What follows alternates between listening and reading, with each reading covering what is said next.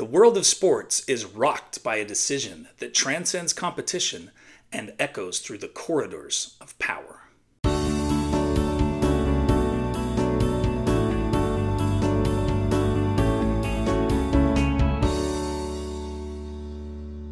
On March 21st, 1980, the U.S. announces an Olympic boycott. In December 1979, the Soviet Union invades Afghanistan, sparking international condemnation. It is seen as a violation of Afghanistan's sovereignty and sparks fears of Soviet expansionism. U.S. President Jimmy Carter responds by withdrawing consideration of the SALT II nuclear treaty, recalling the U.S. ambassador from Moscow, and reducing exports of grain and technology to the Soviets. He also issues an ultimatum, threatening a U.S. boycott of the 1980 Summer Olympics in Moscow if the Soviets do not withdraw from Afghanistan. The Soviets do not comply, so on March 21st, the U.S. announces a boycott. 65 other nations follow Carter's lead and refuse to participate in the Games. The 1980 Summer Olympics proceed in July.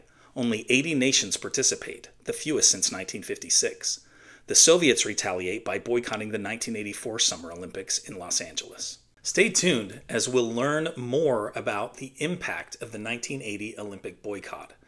And I'll also tell you about another Olympic boycott that you may not know about. Don't forget as well to check out Today in History in my Teachers Pay Teachers store. There's a link in the description. So 1980 is not the first major Olympic boycott. 29 nations, mostly from Africa, boycotted the 1976 Games in Montreal, Canada. Here's why. The International Olympic Committee had banned South Africa beginning in 1964 due to its racist apartheid policies. Subsequently, the United Nations called for a full sports embargo of South Africa. New Zealand's rugby team defied the UN by traveling to South Africa in early 1976. African nations insisted that New Zealand be banned from the Olympics in 1976 and were upset that the IOC refused, and thus they staged this boycott. The 1980 Moscow Olympics boycott remains a controversial decision, with critics arguing that it unfairly punished athletes. The decision affects not only athletes, but the profits of corporate advertisers and broadcasters like NBC. In fact, NBC had paid $87 million for the broadcast rights, and another $30 million for training personnel, for promotions, and for travel.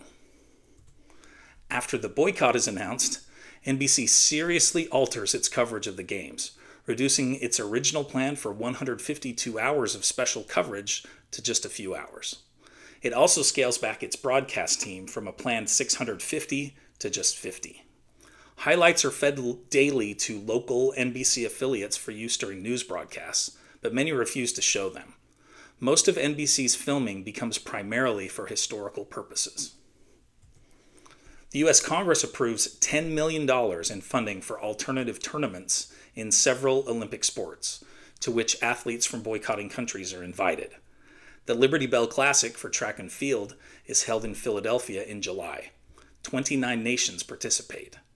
In gymnastics, the USGF International Invitational is held in Hartford, Connecticut, with 11 nations participating.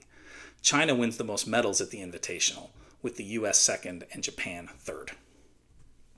In the end, the 1980 Olympic boycott underscores the intersection of sports and politics and raises questions about the role of boycotts in international relations. If you like what you've seen here, please be sure to like and subscribe, and know that there's another great Mr. Lewis video right here, and another one that you can watch right here. Thanks again.